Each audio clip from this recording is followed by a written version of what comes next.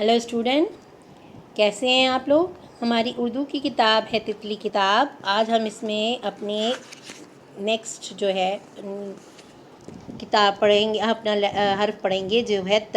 पहले हम त की कहानी पढ़ेंगे। एक तितली बाजी थी, उन्हें पढ़ाने का बहुत शौक़ था। उनकी 3 बहनें थीं, तारा, तोती, तीखी। एक दिन तितली बाजी बाग में पढ़ा रही थीं कि एक तीतर उड़ता हुआ आया और उसने कहा, तितली बाजी मुझे भी पढ़ाओ।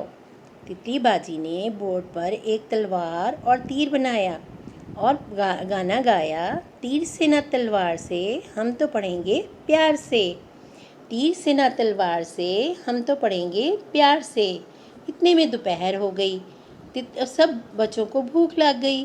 तितली बाजी उन्हें एक तालाब पर ले गई। तालाब के पास ही बहुत से तरबूज लगे थे। तरबूजों की बेल थी। तितली बाजी ने एक तरबूज तोड़ा और सब ने मिलकर खाया। अब हम त की नज़म पढ़ेंगे।